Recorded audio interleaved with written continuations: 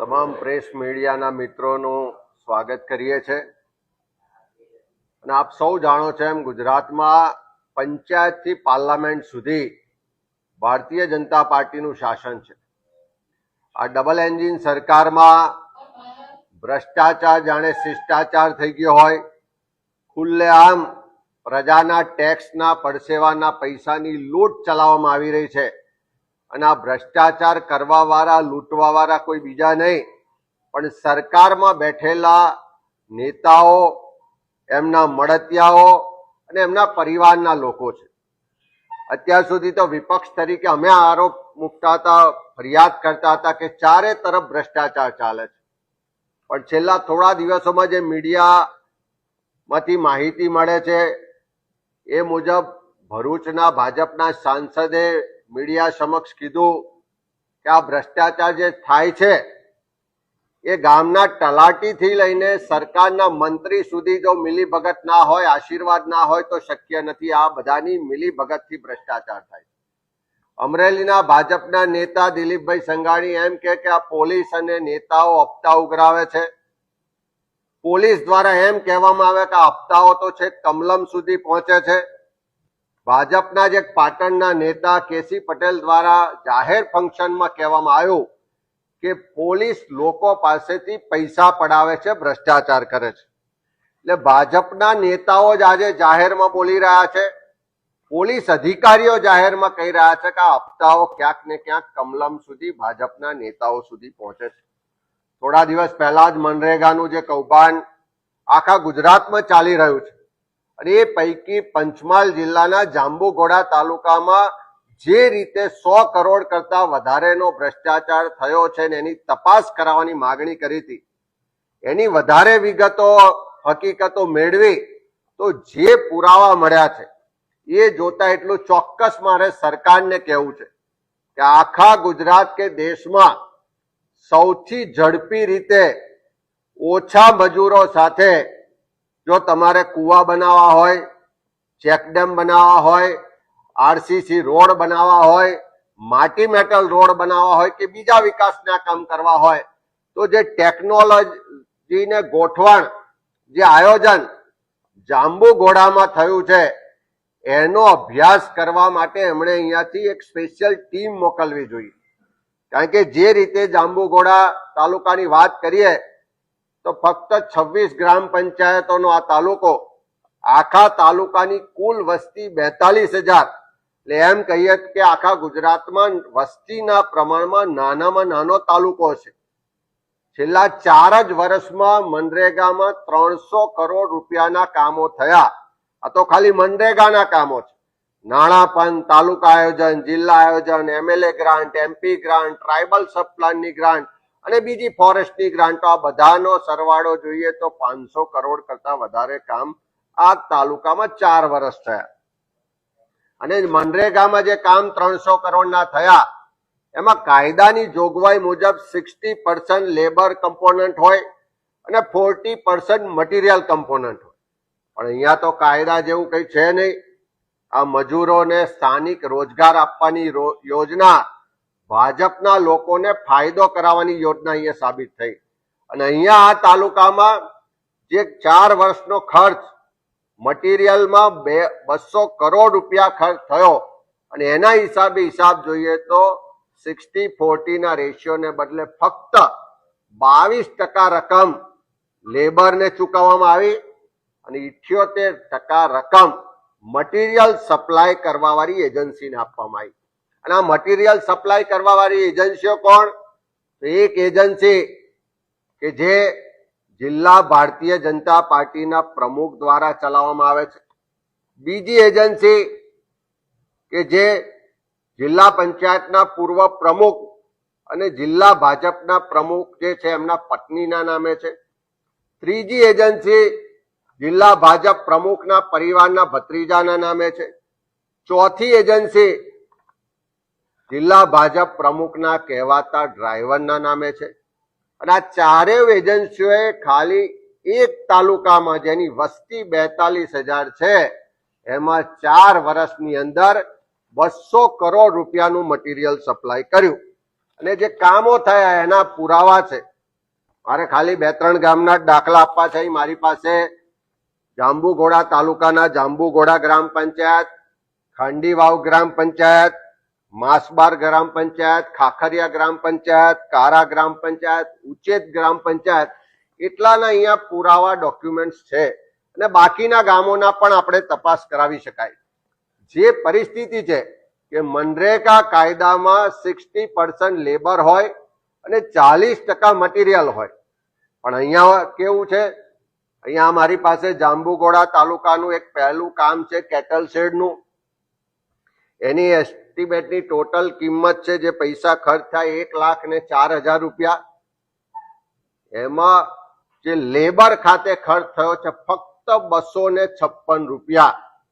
1,04,000 રૂપિયાનું કેટલ શેડનું કામ થયું, એમાં 256 રૂપિયા લેબર માટે ચૂકવાયા. અને કેટલા લોકોને ચૂકવાયા? એક વ્યક્તિને. અને કેટલા દિવસમાં કામ પૂરું થયું? તો એક માનવ દિનની રોજગારી આપી. એવું જ આ બીજું કામ છે, જેમાં કૂવો બનાવવામાં આવ્યો સિંચાઈ માટેનો. એનું એસ્ટિમેટ, એની જે ચૂકવણી થઈ 2,09,000 રૂપિયા. લેબરને ચૂકવવામાં આવ્યા 512 રૂપિયા. એટલે ફક્ત 2 લેબરે, એટલે 2 મજૂરોએ 2 દિવસની અંદર આ કૂવો બનાવી દીધો અને 2,09,000 રૂપિયા ચૂકવાઈ ગયા. એ જ રીતે ત્રીજું કામ છે, એ પણ કૂવાનું છે. એમાં પણ તમે જોઈ શકો કે એક જ વ્યક્તિએ એક જ દિવસમાં 1,60,000 રૂપિયાનો કૂવો બનાવી દીધો. લેબરને ચૂકવાયા 256 રૂપિયા અને મટીરિયલ સપ્લાય કરવા વાળી એજન્સીને ચૂકવાયા 158 રૂપિયા. એવું જ આ બીજું કામ. આવા તો ઘણા બધા કામ છે. એવું બીજું ગામ છે ખાંડીવાવ ગામ. ત્યાં આગળ સીડી વર્કનું કામ છે. એને ચૂકવણું થયું 1,99,000 રૂપિયા, એટલે કે 2 લાખ રૂપિયા. એમાં લેબરને ચૂકવાયા 256 રૂપિયા. એટલે એક વ્યક્તિને એક દિવસની લેબર ચૂકવાઈ અને બાકીના 1,99,419 રૂપિયા મટીરિયલના ચૂકવવામાં આવ્યા. એવી જ રીતે બીજું કામ છે, એમાં પણ એ જ રીતે છે. બીજા એક ગામમાં જોઈએ તો માટી મેટલ રસ્તો છે, મસાબર ગામ છે.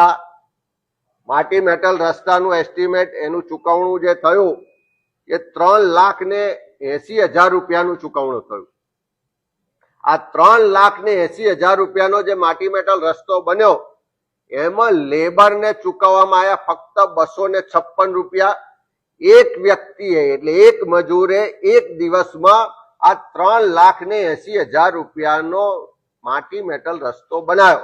મેં હમણાં કોઈને પૂછ્યો કે મેટલનો ભાવ શું છે, તો 1,000 રૂપિયા પર ટન મેટલનો આજે માર્કેટમાં રેટ છે. એ મુજબ જોઈએ તો 380 ટન મેટલ ત્યાં નાખવામાં આવ્યો. 380 ટન મેટલ એક વ્યક્તિએ એક દિવસમાં પાથરી દીધો અને આખું માટી મેટલનું કામ કર્યું. એવી જ રીતે બીજું કામ અહીંયા છે, એ પણ માટી મેટલનું છે. એમાં પણ 256 રૂપિયા જે લેબરને આપે અને 3,79,000 રૂપિયા મટીરિયલના ચૂકવવામાં આવ્યા. એવા અનેક કામો અહીંયા મારી પાસે છે. અને એ જ રીતે આ ખાખરિયા ગ્રામ પંચાયતમાં પણ તમે જુઓ તો જે બોર બનાવવામાં આવ્યા, વેલ, એમાં પણ 512 રૂપિયા, એટલે કે 2 મજૂરોને 2 દિવસ માટે લેબર ચૂકવવામાં આવીને બાકીના 2 લાખ રૂપિયા મટીરિયલના ચૂકવી દેવામાં આવ્યા. એટલે અમારો સ્પષ્ટ આક્ષેપ છે કે અહીંયા આગળ કોઈ પણ કામ સ્થળ પર થયા નથી. ફક્ત ને ફક્ત ભાજપના નેતાઓની એજન્સીઓ દ્વારા મટીરિયલ સપ્લાય કરવામાં આવ્યું છે અને કરોડો રૂપિયાનો ભ્રષ્ટાચાર થયો છે. આજે અમે સરકારને લેખિત રજૂઆત કરી, પ્રેસ કોન્ફરન્સ કરી, અમારા જિલ્લા કોંગ્રેસ સમિતિએ ત્યાં રેલી કરીને આવેદન પત્ર આપ્યું, પણ હજુ સુધી સરકારનો એક પણ એજન્સી ત્યાં તપાસ કરવા જતી નથી.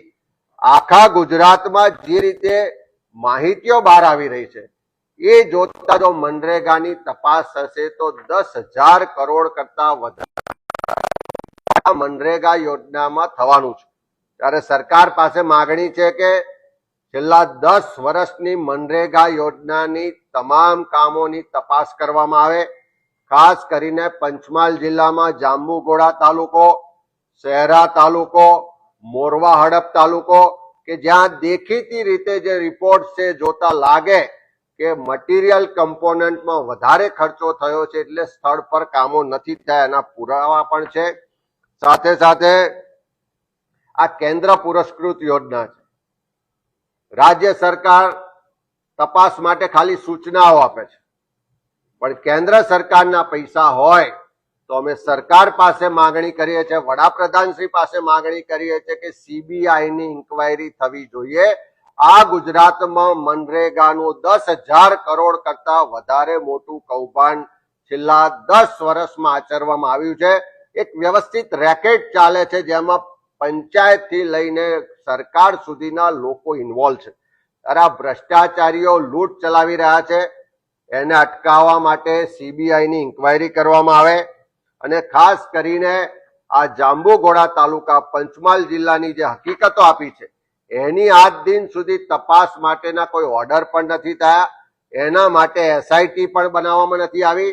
તો એસઆઈટી બનાવીને આ જે ફરિયાદો મળી છે એની તપાસ પણ કરવામાં આવે. અમે સરકારને ઘણી બધી રજૂઆતો લેખિતમાં પુરાવા સાથે મોકલી છે. જેમ પંચમહાલ જિલ્લાની જાંબુઘોડા હોય, શહેરા હોય, મોરવા હડપની રજૂઆતો મોકલી છે. સાથે સાથે દાહોદ જિલ્લામાં પણ એ ધાનપુર હોય, દેવગઢ બારિયા હોય, સિંગવડ હોય કે ઝાલોદ કે ફતેપુરા હોય, એ બધા તાલુકામાં લોકોની જે ફરિયાદો છે પુરાવા સાથે મોકલી હોવા છતાં હજુ સુધી સરકાર એને બચાવવાનો પ્રયત્ન કરે છે. તો ઓપરેશન ગંગાજળની વાતો કરવા વાળી સરકારને પણ મારે કહેવું છે કે પ્રજાના પૈસાની લૂંટ ચાલતી હોય અને મુખ્યમંત્રી શ્રી એના માટે જો એક્ટિવલી તપાસ કરીને સજા કરાવવા માટે મક્કમ ના દેખાતા હોય તો હું માનું છું કે જે મનસુખભાઈ કહે છે કે તલાટીથી લઈને મંત્રી સુધીના લોકોની આમાં સામેલગીરી છે એ સ્પષ્ટપણે સાબિત થતી હોય એવી દેખાય છે. ત્યારે આ તમામ કામોની તપાસ થાય ને વડાપ્રધાન શ્રી પાસે માંગણી કરીએ છીએ કે કેન્દ્ર સરકારની યોજનામાંથી કરોડો રૂપિયાનો ભ્રષ્ટાચાર થતો હોય, 10,000 કરોડ કરતા વધારેનું આ મનરેગાનું કૌભાંડ હોય તો એની સીબીઆઈ મારફત તપાસ કરાવવામાં આવે એવી માંગણી કરીએ છીએ.